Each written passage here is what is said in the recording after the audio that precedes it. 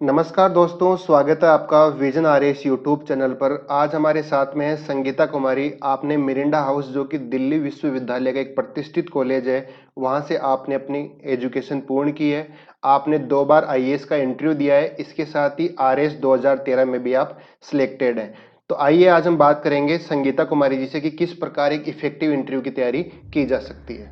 Hello friends, आज हम बात करेंगे how to face civil services interview. But first of all, congratulations to all of those who have qualified RAS Means 2018 examination and are going to appear in the final RAS interview in the near future. So interview civil services की सबसे last तथा सबसे important stage होती है। इस last stage में सफलता हासिल करने के लिए हमें इस स्टेज की ज़रूरतों को समझना बहुत आवश्यक है। So what is the meaning of interview in the civil services examination? Interview means personality development. Interview आपका प्योर नॉलेज टेस्ट नहीं होता है, ये आपकी पर्सनैलिटी का टेस्ट होता है, क्योंकि नॉलेज का टेस्ट ऑलरेडी प्रीलिम्स तथा मेंस की स्टेजेस में हो चुका है। सो अब हम बात करेंगे what is personality development. It is not something कि मेरा इंटरव्यू कॉल आ गया है और अभी मैं 2 महीने में कुछ काम करके और अपनी पर्सनैलिटी को बिल्कुल बदल लूँगा या बदल लूँगी। लेकिन स्टिल अगर कुछ इम्पोर्टेंट एस्पेक्ट्स पे अगर हम ध्यान दें तो डेफिनेटली हम इंटरव्यू बोर्ड के सामने अपनी पर्सनैलिटी को एक ज़्यादा बैलेंस्ड और इफ़ेक्टिव तरीके से प्रेजेंट कर पाएंगे। सिविल सर्विसेज का पर्सनैलिटी टेस्ट होता है, वो बेसिकली 2 एस्पेक्ट्स पे कवर किया जाता है, biodata based and second is opinion based और analytical based.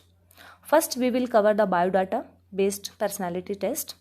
Biodata based personality test में आपके अपने बायोडाटा से संबंधित जितनी भी इंफॉर्मेशन होती है उन सब के बारे में आपको बहुत ही थोरोली नॉलेज होना चाहिए। इंटरव्यू में अपीयर होने से पहले यूजुअली सिविल सर्विसेज के एग्जामिनेशन में, जैसे आईएएस के एग्जामिनेशन में मेंस से पहले और आरएएस के एग्जामिनेशन में इंटरव्यू से पहले एक डिटेल्ड एप्लीकेशन फॉर्म कैंडिडेट से भरवाया जाता है, जिसमें कैंडिडेट के बारे में पूरी जानकारी उससे ली जाती है। तो हमें इंटरव्यू में अपीयर होने से पहले उस डिटेल्ड एप्लीकेशन फॉर्म के बारे में संपूर्ण जानकारी रखनी चाहिए। फॉर एग्जाम्पल, उसमें हमसे पूछा जा सकता है हमारा प्लेस ऑफ बर्थ, हम किस विलेज में हम हुए, हमारा किस विलेज से हम बिलोंग करते हैं, किस ब्लॉक से, किस डिस्ट्रिक्ट से, हमारे विलेज की या हमारे ब्लॉक की, हमारे डिस्ट्रिक्ट की क्या प्रोफाइल है, हमारे डिस्ट्रिक्ट के क्या क्या समस्याएं हैं, हमारे डिस्ट्रिक्ट की क्या क्या स्ट्रेंथ है, क्या क्या वीकनेसेस हैं, और हमारे डिस्ट्रिक्ट्स में जो भी समस्याएं अभी चल रही है उनका किस प्रकार से हम एज एन एडमिनिस्ट्रेटर उसका समाधान कर सकते हैं। इसके बाद पर्सनल इन्फॉर्मेशन में नेक्स्ट जो हमारे पास आता है वो होता है strength and weaknesses and hobbies.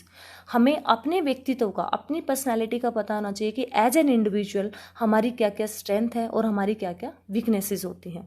Weaknesses को हमें इस टाइप से इंटरव्यू बोर्ड के सामने प्रेजेंट करना है कि जिनको हम भविष्य में इम्प्रूव कर सकते हैं और जिनको हम इम्प्रूव करने के लिए प्रयासरत हैं। नेक्स्ट इसका एस्पेक्ट आता है हॉबीज़। हॉबीज़ एक बहुत ही इंपॉर्टेंट है, जिसमें इंटरव्यू बोर्ड इन जनरल आपके बारे में जानने के लिए इंटरव्यू बोर्ड आपसे पूछ सकता है कि आप क्या क्या हॉबीज़ रखते हो। यूजुअली आमतौर पर ये देखा गया है कि कैंडिडेट इम्प्रेस करने के लिए या देखा देखी के लिए बहुत ही हाई प्रोफाइल हॉबीज़ हम उसमें डाल देते हैं, लेकिन हमें उस हॉबीज़ के बारे में ना जानकारी होती है और ना ही हम अपनी डेली लाइफ में कहीं ना कहीं उस हॉबी को हम फॉलो कर रहे होते हैं। तो हॉबीज़ आपको वही हॉबीज़ इंटरव्यू बोर्ड के सामने बतानी है, या अपने डिटेल्ड एप्लीकेशन फॉर्म में अगर पूछा गया है, जैसे आईएएस के डिटेल्ड एप्लीकेशन फॉर्म में पूछा जाता है कि आपकी क्या क्या हॉबीज़ हैं, तो आपको वही हॉबीज़ वहाँ पे मेंशन करनी है जिसको आप एक्चुअल में परस्यू कर रहे हो अपनी डेली लाइफ में। क्योंकि कहीं ना कहीं हम एक आउट ऑफ द ब्लू हम एक हॉबी डाल देते हैं और जिसकी वजह से हमें इंटरव्यू बोर्ड को एक बहुत ही ऑनेस्ट रिप्लाई नहीं दे पाते और कहीं ना कहीं हमारा वो एक गलत इंप्रेशन इंटरव्यू बोर्ड पर पड़ता है। फॉर एग्ज़ाम्पल, अगर हमारी जो हॉबीज़ है, मैंने आईएएस के सेकंड अटैम्प्ट में, सेकंड इंटरव्यू में मैंने अपनी हॉबीज़ में डाला था मेडिटेशन। तो मुझसे इंटरव्यू बोर्ड ने पूछा कि आपकी हॉबीज़ मेडिटेशन है, तो किस प्रकार से मेडिटेशन को आप एडमिनिस्ट्रेटिव डेवलपमेंट में यूज कर सकते हो, या मेडिटेशन एक इंडिविजुअल की लाइफ में क्या रोल प्ले करता है, आपने अंतिम बार मेडिटेशन कब किया था, आप मेडिटेशन कैसे करते हो, आपकी पर्सनल लाइफ में मेडिटेशन करने से क्या सुधार हुआ। तो इस तरह के सवालों के जवाब आप तभी दे पाओगे जब आप एक्चुअल में उस हॉबी को अपने दिन प्रतिदिन की प्रक्रिया में आप उसको इंक्लूड करते हुए चल रहे हो। नेक्स्ट अगर हम बात करें तो education profile is a very important aspect of your personality and specially of your personal biodata. Education profile में आपसे पूछा जा सकता है कि आपके ग्रेजुएशन में क्या सब्जेक्ट थे, आपके पोस्ट ग्रेजुएशन में क्या सब्जेक्ट थे, या अगर आप कोई फर्दर रिसर्च या पीएचडी में आप कुछ भी परस्यू कर रहे हो उसके बारे में आपसे डिटेल में पूछा जा सकता है। ये देखने में आया है मेरे अपने अनुभव से कि आपके ग्रेजुएशन और पोस्ट ग्रेजुएशंस में जो सब्जेक्ट रहे हैं उसकी एक अच्छी कंसेप्चुअल क्लैरिटी होना बहुत ज़्यादा ज़रूरी है, क्योंकि अगर आपको अपने सब्जेक्ट्स की कंसेप्चुअल क्लैरिटी बहुत अच्छी है तो इंटरव्यू बोर्ड के सामने कहीं ना कहीं ये इंप्रेशन जाता है कि आपने जो शिक्षा ग्रहण की है, जो एजुकेशन आपने ली है, वो सिर्फ मार्क्स के लिए नहीं किए, आपने चीज़ों को समझा भी है वहाँ पे। इसके अलावा एजुकेशन में अगर आपका कोई स्पेशलाइजेशन है किसी पर्टिकुलर फील्ड में, फॉर एग्जांपल अगर आपने कॉलेज में रहते हुए एनसीसी ज्वाइन किया, स्कूल में आपने एनसीसी में काम किया, तो आपको पता होना चाहिए कि एनसीसी की स्थापना कब हुई थी, एनसीसी का क्या मोटो होता है, उस किस प्रकार से आपने एनसीसी में जो डिसिप्लिन या दूसरे आपने जो वर्च्यूज़ जो आपने एनसीसी से सीखे हैं, किस प्रकार से आप उनको फर्दर एडमिनिस्ट्रेटिव डेवलपमेंट में यूज़ कर सकते हो। अपार्ट फ्रॉम दैट, दूसरा आपके एजुकेशनल इंस्टीट्यूशंस के बारे में। फॉर एग्जांपल अगर आपने किसी आईआईटी से बीटेक किया है, या आपने आईआईएम से एमबीए किया है, या आपने अपने किसी लोकल कॉलेज से अपना ग्रेजुएशन किया है, तो उसमें एजुकेशनल इंस्टीट्यूशंस के बारे में भी आपसे पूछा जा सकता है। फॉर एग्जांपल आरएएस 2016 के इंटरव्यू में मुझसे मेरे एजुकेशनल इंस्टीट्यूशन जो कि Miranda house university of Delhi है उससे रिलेट करके बहुत सारे क्वेश्चंस पूछे गए थे। तो कहीं ना कहीं आपका जो एजुकेशनल इंस्टीट्यूशंस है उसकी जो आइडियोलॉजी है, वो आपका जो इंटरव्यू लेने वाले हैं वो देखना चाहेंगे कि वो आइडियोलॉजी आप में है या नहीं है। अगर आपका इंस्टीट्यूशन एक प्रोग्रेसिव और एक लिबरलिज्म को अगर प्रमोट कर रहा है तो वो जानना चाहेंगे कि उस एजुकेशनल इंस्टीट्यूशंस में इतना समय बिताने के बाद क्या वो चीज़ें आपकी पर्सनालिटी में है या नहीं है। तो आपके एजुकेशनल इंस्टीट्यूशंस के बारे में आपको पूरी जानकारी होनी चाहिए। क्या उनका नाम, एजुकेशन इंस्टीट्यूशन का अगर पर्टिकुलर नाम है तो किसके नाम पर है, क्यों है। फॉर एग्जांपल अगर हम बोलें कि दिल्ली यूनिवर्सिटी के कॉलेज का नाम है किरोड़ीमल कॉलेज, तो किरोड़ीमल कौन था, क्यों उनके नाम पर एक कॉलेज का नाम पड़ा। जैसे मेरे से एक क्वेश्चन पूछा गया था कि आपका जो कॉलेज है मिरांडा हाउस, वो कहीं ना कहीं इंग्लिश नेम है और वो कहीं ना कहीं एक कॉलोनियल लिगेसी को दिखा रहा है कि अंग्रेजों का दिया हुआ नाम है, तो क्यों ना इसके नाम को अब हिंदी में बदल दिया जाए, ज़्यादा भारतीय इसका नाम रखा जाए। तो इस तरह के जितने भी क्वेश्चंस फंस सकते हैं आप उनको अच्छे से प्रिपेयर करके रखो, ताकि ऑन द स्पॉट जब इंटरव्यू में जब आपसे क्वेश्चन किया जाए तो आप उसको ज़्यादा समय ना दो, बहुत ज़्यादा समय आप उसमें ना लो और आपके पास एक बैलेंस्ड और एक बहुत ही अच्छा आंसर उसका रहे। नेक्स्ट हम इसमें बात करते हैं जॉब प्रोफाइल की। जॉब प्रोफाइल में है कि अगर आप कहीं पे एम्प्लॉयड हो या अगर आप कहीं पे काम कर रहे हो, that may be a government job, that may be a private job, या आप फ्रीलांसर की तरह भी आप अगर कहीं काम कर रहे हो, तो उसकी आपको प्रोफाइल की पूरी जानकारी होनी चाहिए। क्या उसकी अपॉर्चुनिटीज़ हैं उस जॉब में, क्या उस जॉब में काम करते हुए आपने क्या सीखा है, आपके उस जॉब का कितना कॉन्ट्रीब्यूशन रहता है सोशल डेवलपमेंट में इन जनरल। दूसरा, उसमें कुछ उस तरह के क्वेश्चंस भी पूछे जा सकते हैं कि आप यहाँ पे एम्प्लॉयड हो लेकिन अभी आप सिविल सर्विसेज को ज्वाइन करना चाह रहे हो, तो आप उस पर्टिकुलर जॉब को छोड़ के सिविल सर्विसेज में क्यों आना चाह रहे हो। ये क्वेश्चंस भी आपसे पूछा जा सकता है। इसके अलावा आपकी अपनी जॉब के साथ साथ आपके पेरेंट्स की जॉब प्रोफाइल के बारे में भी आपको पूरी जानकारी होनी चाहिए। जैसे यूपीएससी के इंटरव्यू में एक कैंडिडेट से पूछा गया था जिसके पापा हीरो होंडा कंपनी में काम करते थे कि आपके फादर जो है हीरो होंडा कंपनी में काम करते हैं, तो उसके क्या क्या ऑक्यूपेशनल हजार्ड्स हैं, मतलब क्या क्या नुकसान होते हैं, क्या क्या बीमारियाँ या किस प्रकार से मतलब उनको रिस्क है वहाँ पे। सेम केस में अगर आपके फादर अगर कहीं हैं, जैसे मेरे पापा बॉर्डर सिक्योरिटी फोर्स में काम करते हैं, तो मुझसे पूछा गया था कि बॉर्डर सिक्योरिटी फोर्स जो है वो किस मिनिस्ट्री के अंडर आती है ना, उसकी क्या जॉब प्रोफाइल होती है, क्या करना होता है, क्या योगदान है बॉर्डर सिक्योरिटी फोर्सेस का, कहाँ कहाँ कौन कौन से बॉर्डर्स पर बॉर्डर सिक्योरिटी फोर्सेस के पर्सनल जो है उनको तैनात किया जाता है। तो इस प्रकार से आपकी अपनी जॉब प्लस आपके पेरेंट्स की कोई भी जो जॉब है उसकी फैक्चुअल एज वेल एज उसके दूसरे जो एस्पेक्ट्स हैं वो आपको इस इंटरव्यू के लिए, अपने इंटरव्यू की प्रिपरेशन के लिए ज़रूर एक बार देख लेने चाहिए। एक सबसे इंपॉर्टेंट एस्पेक्ट क्या होता है कि यूजुअली जब हम मदर की जॉब की जब हम बात करते हैं तो हम में से सभी की जो मदर्स जो होती है वो होम मेकर है, जैसे मेरी मदर भी होम मेकर है। तो वहाँ आपसे इंटरव्यू बोर्ड में, क्योंकि आजकल हम देख रहे हैं कि ये इश्यूज़ पिछले कुछ सालों से ये इश्यूज़ आया है कि हमारी जो केयर इकोनॉमी है, जो डोमेस्टिक जो काम जो हमारी मदर्स जो कर रही हैं हमारे घरों में, उसको मोनेटाइज नहीं किया जा रहा है जीडीपी में, उनका कंट्रीब्यूशन काउंट नहीं हो रहा है, जबकि उनका बहुत इंपॉर्टेंट योगदान है। तो उससे संबंधित factual as well as opinion based questions भी आपसे वहाँ से पूछे जा सकते हैं कि आप केयर इकोनॉमी के बारे में क्या सोचते हैं और किस प्रकार से हम केयर इकोनॉमी को जीडीपी में इंक्लूड करें तो उससे क्या फ़ायदा होगा या क्या नुकसान होगा, इसको मोनेटाइज करना चाहिए या नहीं करना चाहिए। तो इन सभी एस्पेक्ट्स को आपको बहुत अच्छे से प्रिपेयर कर लेना चाहिए। नेक्स्ट इसमें हम बात करते हैं प्रीफरेंसेस ऑफ सर्विसेज। प्रीफरेंसेस ऑफ सर्विसेज में आ गया कि जैसे अगर हम आईएएस का हम एग्जामिनेशन, अगर हम आईएएस के इंटरव्यू में अगर हम अपीयर हो रहे हैं तो उसमें हम अपने डिटेल्ड एप्लीकेशन फॉर्म में प्रीफरेंसेस देते हैं, आईएएस, आईपीएस, आईआरएस या वट एवर जो भी हम अपनी पर्सनल प्रीफरेंसेस हम दे रहे हैं। तो उसके आधार पर हमें बिल्कुल सेम केस में हम आरएएस का जब हम इंटरव्यू दे रहे होते तो उसमें हम देते हैं आरएएस, आरपीएस या नीचे जो अदर सर्विसेज है, women and child development services है, रूरल डेवलपमेंट सर्विसेज है। तो हमें बहुत ज़्यादा क्लियर होना चाहिए कि हमने एक सर्विस को दूसरे सर्विस के कंपैरिजन में हमने क्यों प्रीफर किया है। तो वो हमें बिल्कुल क्लैरिटी होनी चाहिए, क्योंकि ये हमारी पर्सनल चॉइस है। तो पर्सनल हमारा जो डिसीजन मेकिंग है उसको लेके हमारे पास क्लैरिटी होनी चाहिए कि मैंने आरएएस को ही क्यों प्रीफर किया आरपीएस के कंपैरिजन में। इसमें बहुत सारे रीजंस हो सकते हैं कि भाई वहाँ पे मुझे डाइवर्सिटी ऑफ वर्क मिलेगा, ज़्यादा अपॉर्चुनिटीज़ मिलेंगी, ज़्यादा लोगों को इम्पैक्ट करने का मुझे एक अवसर उसमें मिल रहा है मुझे। तो इस टाइप से आपके और भी बहुत सारे रीजंस इसमें हो सकते हैं। एक बहुत ही आमतौर पर जो क्वेश्चन जो बायोडाटा में पूछा जाता है कि why do you want to join civil services, ये जो क्वेश्चन है इसमें कैंडिडेट गलती क्या कर देते हैं कि वो इसका बहुत ही एक मैकेनिकल आंसर प्रिपेयर कर लेते हैं कि मैं समाज की सेवा करना चाहता हूँ, मैं राष्ट्र निर्माण में अपना योगदान देना चाहता हूँ, और ये लाइनें इंटरव्यू बोर्ड भी सुन सुन के बिल्कुल पक जाता है। कहीं ना कहीं why do we want to join civil services, हमें इसका जो आंसर है वो इस टाइप से तैयार करना होगा कि जो हमारी पर्सनल लाइफ में अब तक की हमने जो ज़िंदगी जी है उसमें रिफ्लेक्ट हो, हमने अब तक की जो एजुकेशन हमने जो ली है उसमें रिफ्लेक्ट हो। हम डेफिनेटली थ्रू सिविल सर्विसेज हम भी सोशल डेवलपमेंट में अपना योगदान देना चाह रहे हैं, हम भी नेशन बिल्डिंग में अपना योगदान देना चाह रहे हैं, लेकिन हमें उसको अपने पर्सनल अनुभव से, अपने पर्सनल एक्सपीरियंसेस से उसको ज़रूर रिलेट करना होगा, ताकि हमारा जो आंसर है वो एक ऑनेस्ट रिप्लाई उनको लगे। ऐसा ना लगे कि हमने एक बहुत ही मैकेनिकल आंसर हमने तैयार कर लिया और वहीं 3-4 लाइनें हम उनको बता रहे हैं। अब बायोडाटा से संबंधित इसके अलावा एक चीज़ और मैं यहाँ पे बोल सकती हूँ कि जो मैं ये कहूँगी कि एग्जैक्टली बायोडाटा से संबंधित नहीं है, लेकिन क्योंकि अगर आप आरएएस का इंटरव्यू अगर आप दे रहे हो, अगर आप एक स्टेट सिविल सर्विसेज के इंटरव्यू में अगर अपीयर हो रहे हो, तो उस स्टेट की कंप्लीट प्रोफाइल की आपको पूरी जानकारी होनी चाहिए। उस स्टेट की geographical profile, political profile, administrative profile, economic profile, सभी पहलुओं की हमें कंप्लीट नॉलेज होनी चाहिए।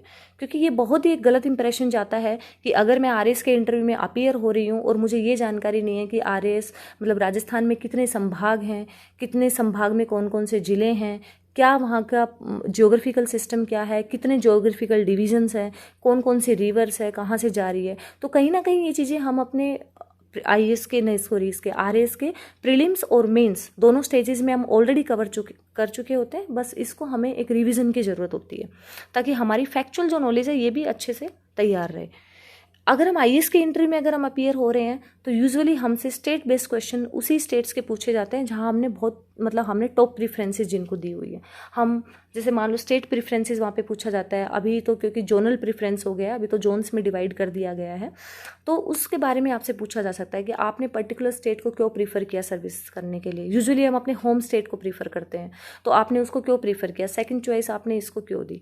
तो इस टाइप के क्वेश्चंस भी हमें कंप्लीटली तैयार कर लेने चाहिए। तो बेसिकली बायोडाटा की अगर हम बात करें तो बायोडाटा से संबंधित हमें इस चीज़ पे ध्यान देना होगा कि डिटेल एप्लीकेशन फॉर्म, क्योंकि जब इंटरव्यू बोर्ड वाला जब हमारा इंटरव्यू ले रहा होता है तो उसके हाथ में हमारे डिटेल्ड एप्लीकेशन फॉर्म होता है, सभी के हाथ में एक एक कॉपी होती है और वो बायोडाटा से संबंधित क्वेश्चंस उस डिटेल्ड एप्लीकेशन फॉर्म में से ही आते हैं। तो वो जो सारी चीज़ें हैं बायोडाटा बेस्ड क्वेश्चंस हमें सारे बहुत अच्छे से अपने डेफ फॉर्म से कंप्लीटली तैयार कर लेने चाहिए। उसके बाद नेक्स्ट हमारे पास आता है कि हमारे पास अगर हम बात करें एनालिटिकल बेस्ड जो क्वेश्चंस होते हैं, ओपिनियन बेस्ड क्वेश्चंस होते हैं, जहां हमसे हमारी अवेयरनेस के साथ साथ एक ओपिनियन पूछी जाती है। इसमें अगर हम बात करें ओपिनियन बेस्ड क्वेश्चंस में, तो इसमें एक तो सबसे पहले जो आता है कि हमारे करंट में जितने भी नेशनल और इंटरनेशनल इवेंट्स हो रहे हैं उसके बारे में हमें अवेयरनेस होना बहुत ज़रूरी है। हमें जानकारी होना चाहिए कि हमारे स्टेट लेवल पे क्या हो रहा है, गवर्नमेंट क्या कदम उठा रही है, क्या क्या इवेंट्स अलग अलग हो रहे हैं, अलग अलग फील्ड में, इकोनॉमिक फील्ड में, सोशल फील्ड में, पॉलिटिकल फील्ड में, एंड सेम केस में नेशनल और इंटरनेशनल लेवल पे क्या क्या घटनाक्रम चल रहा है। इन्हीं के आधार पर हमसे कोई भी इशू जो कि करंट में जो चल रहा है उसके आधार पर हमसे ओपिनियन बेस्ड क्वेश्चंस पूछे जा सकते हैं। फॉर एग्जांपल, अगर गवर्नमेंट अगर रिजर्वेशन को लेके कोई नया स्टेप उठा रही है तो आपसे पूछा जा सकता है कि क्या रिजर्वेशन देना सही है, अगर सही है तो क्यों है, और अगर आपको लगता है कि नहीं है तो क्यों नहीं है। जैसे फॉर एग्जांपल इंटरनेशनल इवेंट की अगर हम बात करें तो अभी फ़िलहाल हम एक बहुत ही बड़ी महामारी को पूरा वर्ल्ड जो है वो फेस कर रहा है, कोरोना महामारी। तो कोरोना महामारी से संबंधित क्वेश्चन हमसे पूछे जा सकते हैं कि क्या है कोरोना महामारी, इससे निपटने के लिए हमें क्या करना चाहिए, तो उसके बारे में हमें कंप्लीट नॉलेज होना बहुत ज़्यादा ज़रूरी है। फॉर एग्जांपल, अभी यूएसए ने WHO छोड़ने की बात की है कि हम WHO को मतलब उन्होंने डिसगार्ड कर दिया है। तो इस प्रकार से क्या एक इंटरनेशनल इंस्टीट्यूशंस को एक नेशन द्वारा डिसगार्ड किया जाना डीग्लोबलाइजेशन का संकेत है? क्या ये मतलब ओवरऑल वर्ल्ड पीस के लिए ठीक रहेगा या नहीं रहेगा? तो इस टाइप के आप ना सिर्फ करंट इवेंट्स को पढ़ोगे, उनको जानोगे, बल्कि डिफरेंट आप जैसे न्यूज़पेपर आप डेली फॉलो करोगे, मैगजीन्स आप फॉलो करोगे, न्यूज़ डिस्कशन आप सुनोगे ऑथेंटिक चैनल से, प्लस इसके साथ ऑल इंडिया रेडियो के न्यूज़ एनालिसिस जब आप सुनोगे तो वहाँ से आपको अलग अलग आस्पेक्ट्स भी उस पर्टिकुलर इवेंट के जानने को मिलेंगे, और उसके आधार पर आप अपने एक इन्फॉर्म्ड और बैलेंस्ड ओपिनियन फॉर्म कर पाओगे। अपने ओपिनियन इंटरव्यू बोर्ड को देते टाइम आपको इस चीज़ का विशेष ध्यान रखना होगा कि आपकी जो ओपिनियन है वो इंटरव्यू बोर्ड को प्रोग्रेसिव और लिबरल साउंड करनी चाहिए। ऐसा नहीं लगना चाहिए कि आप बहुत ही रिग्रेसिव स्टेप लेके चल रहे हो या आप अभी भी बहुत कंजर्वेटिव सोच रहे हो, है ना। तो हमें एक प्रोग्रेसिव एडमिनिस्ट्रेटर की तरह अपनी ओपिनियन वहाँ पे देनी है। इसके अलावा इस पर्टिकुलर एस्पेक्ट में क्वेश्चंस पूछे जा सकते हैं कोई hypothetical situation based problem solving ability.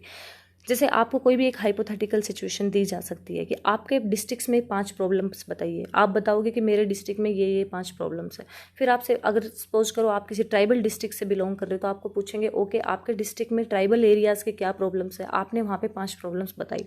अब आपसे बोला जाएगा ठीक है आपके डिस्ट्रिक्ट में ये प्रॉब्लम्स है, आप इसको कैसे सोल्व करोगे। अगर आपको वहाँ पे DM बना दिया जाए या अगर आपको वहाँ पे SDM बना दिया जाए तो आप उस पर्टिकुलर एरिया की प्रॉब्लम को सोल्व करने के लिए क्या कदम उठाओगे। तो इस तरह के एक हाइपोथेटिकल सिचुएशन आपके सामने रख के और फिर आपसे पूछा जाएगा कि आप किस प्रकार से उसको सोल्व करोगे, क्योंकि एक एडमिनिस्ट्रेटर की सबसे इंपॉर्टेंट जो क्वालिटी होती है वो होती है डिसीजन मेकिंग, और वो प्रॉब्लम को कितने अच्छे से अप्रोच करके उसको सोल्व करता है। तो इंटरव्यू डेफिनेटली डायरेक्टली और इनडायरेक्टली हमारी इस एबिलिटी का टेस्ट जरूर करते हैं। उसके बाद नेक्स्ट जो इशू आता है वो आता है मार्जिनलाइज सेक्शन के लिए, जो सोसाइटी का जो मार्जिनलाइज सेक्शन है, women, children, old age people, backward classes, SCs, STs, उनको लेके हमारा क्या पर्सपेक्टिव है, क्या हमारा रवैया है, हम कितने सेंसिटिव हैं या हमारी अंडरस्टैंडिंग कितनी है उनको लेके।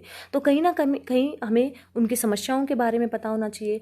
करंट इवेंट्स में अगर कुछ ऐसी घटनाएं हो रही तो उनके बारे में हमें विशेष जानकारी रखना चाहिए। स्पेशली अगर आप एक महिला कैंडिडेट हो जो कि इंटरव्यू में अगर आप अपीयर हो रही हो तो कहीं ना कहीं इंटरव्यू बोर्ड आपसे ये उम्मीद रखता है कि एक हाईली पैट्रियार्कल सोसाइटी, उसमें से आप एक लड़की प्रीलिम्स और मेंस सिविल सर्विसेज के 2 स्टेजेस को क्वालिफाई करके आज आप इंटरव्यू के लिए उनके सामने बैठी हुई हो, तो आपको महिलाओं के मुद्दों के बारे में ना सिर्फ एक जानकारी होनी चाहिए अच्छे से, इनफैक्ट जब आप एडमिनिस्ट्रेटर की पोजीशन में जब आप आ जाओगे तो आप किस प्रकार से उन विभिन्न समस्याओं का आप समाधान करोगे, आपके पास एक रोड मैप अपने माइंड में होना चाहिए महिलाओं की समस्याओं को लेके। साथ में गवर्नमेंट जो है महिलाओं की समस्याओं को लेके क्या कदम उठा रही है, अभी क्या क्या कदम, अगर कोई रिसेंट में कोई कदम चल रहा है, यहाँ पे मैं उदाहरण देना चाहूँगी। जैसे राजस्थान सरकार द्वारा घूंघट मुक्त राजस्थान करके एक अभियान चलाया गया है, जिसके बारे में डेफिनेटली इंटरव्यू बोर्ड आपसे क्वेश्चन कर सकता है कि क्या ओपिनियन है, क्या इसको घूंघट को हटाना ठीक रहेगा, नहीं रहेगा, और अगर हम इसको हटाएं तो क्या चैलेंजेस हैं और किस प्रकार से हम उन चैलेंजेस को डील कर सकते हैं। बस इन सभी क्वेश्चंस का आंसर देते टाइम हमें इस चीज़ का ध्यान रखना होगा कि हमारे जो व्यूज़ हैं, हमारे जो ओपिनियन है वो एक प्रोग्रेसिव एटीट्यूड को दिखाएं, रिग्रेसिव को नहीं। साथ में महिलाओं से संबंधित अगर मैं अपना एक अनुभव आपके साथ शेयर करना चाहूँ तो इंटरव्यू UPSC बोर्ड में फर्स्ट टाइम इंटरव्यू में जब मैं अपीयर हुई थी तो मुझसे क्वेश्चंस पूछा गया था कि आपके हरियाणा में लड़की की शादी में बहुत ज़्यादा दहेज दिया जाता है, लेकिन दूसरी तरफ अगर हम बात करें तो हमारे जो कानून है, कानून के माध्यम से लड़कियों को राइट टू प्रॉपर्टी का अधिकार दिया गया है। मतलब लड़कियों को अपनी जो संपत्ति जो होती है, अपनी जो मतलब पेरेंट्स की जो संपत्ति है उसमें लड़के के बराबर उनको भी संपत्ति का अधिकार दिया गया है। तो लड़कियां फिर भी उसके बावजूद भी मतलब प्रॉपर्टी को क्लेम ना करके, और वो बहुत अच्छा खासा उनके पेरेंट्स उनको एक दहेज दे देते हैं। तो आपकी इसके बारे में क्या ओपिनियन है? तो इस प्रकार से क्वेश्चंस आपसे पूछे जा सकते हैं, आपसे भी पूछे जा सकते हैं इस प्रकार के जो क्वेश्चंस हैं रिलेट करके चीज़ों को। एक और मैं आरएएस के इंटरव्यू का मैं एक अनुभव बताना चाहूँगी इसी एस्पेक्ट में। उन्होंने मुझसे पूछा था कि क्योंकि आप मिरांडा हाउस से पढ़ी लिखी हो, दिल्ली यूनिवर्सिटी से आपने पढ़ाई की है, तो आपका लिव इन रिलेशनशिप्स के बारे में आपका क्या ओपिनियन आपका, आप इसको सही मानते हो या गलत मानते हो? और उस टाइम पे जब मैंने इंटरव्यू में, जब मैं अपीयर हुई थी 2016 के इंटरव्यू में, तो उस टाइम पे ये न्यूज़ में चल रहा था और सुप्रीम कोर्ट की गाइडलाइंस कुछ आई हुई थी, सुप्रीम कोर्ट का भी इसमें कुछ डिसीजन आया हुआ था कि लिव इन रिलेशनशिप्स पे जितने भी जो भी बच्चे जो लिव इन रिलेशनशिप में जो पैदा होंगे तो उनको भी पर्टिकुलर राइट्स उनको दिए जाएंगे। तो इस टाइप से करंट में जितने भी आपके इवेंट्स जो चल रहे हैं उसको कहीं ना कहीं आपके बायोडाटा से रिलेट करके पूछा जा सकता है। तो उसके बारे में हमें कंप्लीट उसके बारे में हमें जानकारी होनी चाहिए। इसके अलावा अब हम नेक्स्ट ये एस्पेक्ट हमने अलग अलग हमने डिस्कस हमने कर लिए हैं कि इंटरव्यू की तैयारी के लिए हमें बायोडाटा बेस्ड, ओपिनियन बेस्ड हमें इस टाइप से हमें तैयारी करनी चाहिए। इसके अलावा कुछ पॉइंट्स हैं जिनका हमें विशेष रूप से ध्यान रखना चाहिए कि हमें जब हम इंटरव्यू बोर्ड के पास जब हम जा रहे हैं, जब हम बैठ गए हैं वहाँ पे जाके इंटरव्यू बोर्ड के सामने, तो हमें उनको बहुत ही काम रह के हमें उनको ग्रीट करना चाहिए। हम ग्रीट इंग्लिश में भी कर सकते हैं, आप अपने कंफर्ट के हिसाब से आप उनको हिंदी में भी कर सकते हो। नमस्कार सर, नमस्कार मैडम। अगर वहाँ पे अगर फीमेल मेंबर बैठी हुई है तो आप पहले मैडम को ग्रीट करोगे, उसके बाद आप सर को ग्रीट करोगे। उसके बाद इंटरव्यू के दौरान आपको पूरा काम और कंपोज्ड रहना है, एकदम से बहुत ज़्यादा हड़बड़ाहट या ऐसा कुछ नहीं होना है। आपको बस ये सोचना है कि एक बहुत अच्छी कन्वर्सेशन, आप एक बहुत अच्छी बातचीत करने जा रहे हो इतने हाईली क्वालिफाइड लोगों से, और आपको उस कन्वर्सेशन में अपना बेस्ट देना है। किसी भी चीज़ का आंसर करते टाइम आपके आंसर्स में, क्योंकि वो आपके अलग से चेक नहीं करेंगे कि आप ऑनेस्ट हो या नहीं हो, आपको कहीं फील्ड में नहीं लेके जाएंगे कि आप ऑनेस्ट, कितनी आपके अंदर ऑनेस्टी है, कितनी इंटीग्रिटी है। कहीं ना कहीं ड्यूरिंग दैट कन्वर्सेशन, बातचीत करते हुए ही वो पता लगाएंगे कि आपके अपने विचारों में कितनी ऑनेस्टी है या नहीं है। किसी भी फैक्चुअल क्वेश्चन का जब आपसे मतलब फैक्चुअल क्वेश्चंस का आंसर आपसे पूछा जाए, अगर आप जानते हो तो वेल एंड गुड, अगर आप नहीं जानते हो तो आप बिल्कुल बिल्कुल वैसे ही काम एंड कंपोज्ड होके आप बोल सकते हो, sorry sir, sorry ma'am, I don't know, मुझे अभी इसकी कोई जानकारी नहीं है। आप इसको बोल सकते हो, इसमें कहीं भी कोई नेगेटिव इंप्रेशन नहीं जाता है। बिकॉज मैं पहले भी बता चुकी हूँ कि इंटरव्यू आपकी पर्सनैलिटी का टेस्ट है, आपके फैक्चुअल नॉलेज का टेस्ट नहीं है। फैक्चुअल नॉलेज आपकी ऑलरेडी टेस्ट हो चुकी है। इसके अलावा लेकिन अगर आपसे एनालिसिस या ओपिनियन बेस्ड कोई क्वेश्चन पूछा जा सकता है तो उसमें आप ये नहीं बोल सकते कि मुझे जानकारी नहीं है, क्योंकि उसमें वो आपकी ओपिनियन जानना चाह रहे हैं। सेम केसेस में किसी भी क्वेश्चन का रिप्लाई करते हुए, किसी भी क्वेश्चन का जवाब देने से पहले ये नहीं कि इंटरव्यू बोर्ड ने आपके सामने एक क्वेश्चन पुटअप किया और आपने तुरंत इमीडिएट आपने उसका रिप्लाई कर दिया। ऐसे आपको तत्परता नहीं दिखानी है आंसर करने में। ऐसा कोई आपका मतलब कोई आप एक टाइम रिकॉर्ड लेके आप नहीं चल रहे हो। आप आराम से क्वेश्चन को सुनो। अगर क्वेश्चन ओपिनियन बेस्ड है या सिचुएशन बेस्ड है तो you can easily take 10 to 15 seconds to think. आप आराम से 10-15 सेकेंड लो, सोचो उसके बारे में। तो कहीं ना कहीं ये जो आपका एक माइंड का जो प्रोसेस है, ये इंटरव्यू बोर्ड के ऊपर एक पॉजिटिव इम्पैक्ट डालता है कि आप, क्योंकि देखो एडमिनिस्ट्रेटर का क्या काम होता है कि किसी भी समस्या को पहले जानना, फिर उसके बाद उसका सॉल्यूशन करना। आप डायरेक्ट अगर सॉल्यूशन पे जंप करोगे तो कहीं ना कहीं this is not a very much mature approach.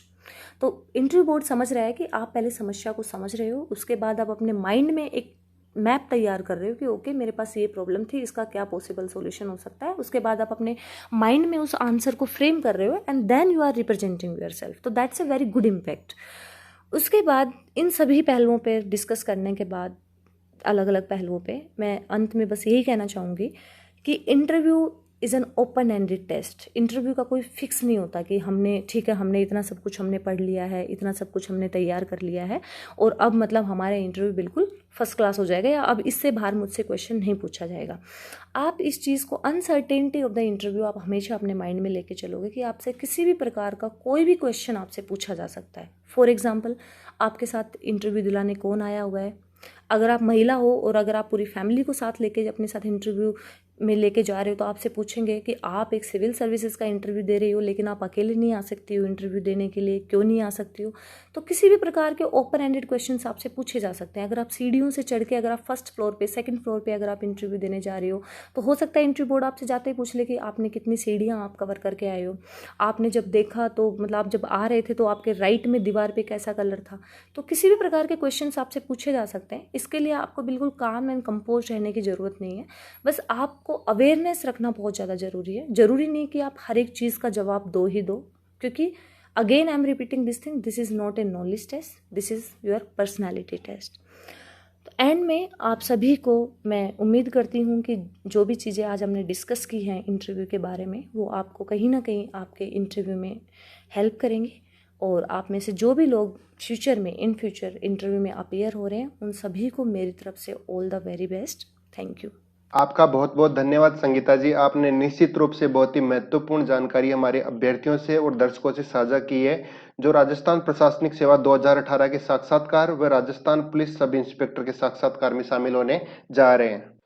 साथियों, इसके साथ ही विजन आरएस जल्द ही शुरू करने जा रहा है आरएस व सब इंस्पेक्टर के मॉक इंटरव्यू। इंटरव्यू पैनल में शामिल होंगे शिक्षाविद, मनोवैज्ञानिक, भारतीय प्रशासनिक सेवा के अधिकारी, राजस्थान प्रशासनिक सेवा के अधिकारी व राजस्थान पुलिस से संबंधित अधिकारी। इसके साथ ही मॉक इंटरव्यू से जुड़े हुए कार्यक्रमों की जानकारी आपको विजन आरएस यूट्यूब चैनल के माध्यम से उपलब्ध करवा दी जाएगी। तो सब्सक्राइब कीजिए विजन आरएस यूट्यूब चैनल को, ताकि आने वाली सभी अपडेट्स आपको तुरंत मिल पाए। इसके साथ ही इस वीडियो और यूट्यूब चैनल को ज्यादा से ज्यादा शेयर कीजिए, ताकि अन्य अभ्यर्थी भी इस वीडियो का लाभ उठा सके। इस वीडियो को अंत तक देखने के लिए आपका धन्यवाद। विजन आरएस यूट्यूब चैनल उन सभी अभ्यर्थियों को अपनी अग्रिम शुभकामनाएं प्रेषित कर रहा है जो साक्षात्कार में शामिल होने जा रहे हैं। All the very best.